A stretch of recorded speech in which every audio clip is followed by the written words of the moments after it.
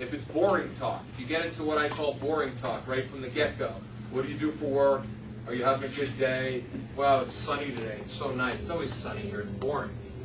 Southern California is always sunny. Talk to me during a rainstorm. It's more interesting. But you've got to be able to bond with her, and by walking away, it gives her an opportunity to digest it. I've done this so many times in the market. We were in the market one time working with a client. A woman was standing there at the power bars, you know, and I eat those things, right? And most of them are like no better than a Snickers bar except for a couple of them.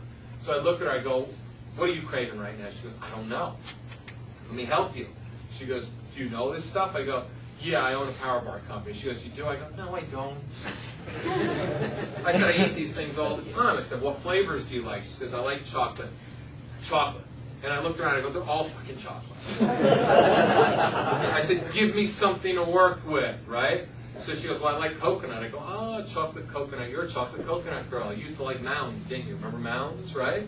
She goes, yeah, I loved Mounds as a kid. I said, really? I said, did you eat what was the other one? She goes, Almond Joy. I said, yeah, Mounds and Almond Joy. I said, do you remember the song? She goes, yeah. She goes, yeah, Mounds. And I said, no, come on. I said, sing the song for me. She goes, okay. Sing the song, or I'm not going to let you find the chocolate coconut. I'm not going to turn you on the best chocolate coconut. So she starts singing the Mountain song, right? Because we're having fun. And I'm also just being different. It's just being the opposite of everybody else. So I go, okay, that's enough. You're killing my ears, right? You know, it's like, I really shouldn't have made you sing. I said, all right, here. I said, let me show you a couple of good bars. So I showed her 2 or 3 bars that are really good. And I gave her a selection of bars, not just one. I gave her 3.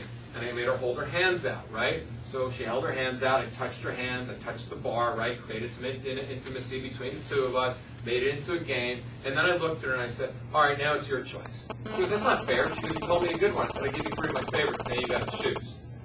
I said, you just come and find me down another aisle, all right? And you come tell me which one you got. And I'll let you know if it's a good choice, because one of these is really lousy, and I'm not going to tell you which one it is. And I'm playing with her. And I walked away from her. My client that I was with looks at me and he says, how could you walk away from that? She was so into you. How do you walk away? I said, because she's going to come back. And I wrote a whole entire blog. You guys need to email me. I'll send it to you. It's called The Power of the Walk Away. It's an audio, too, that's free on my site. Download it. It's an amazing thing.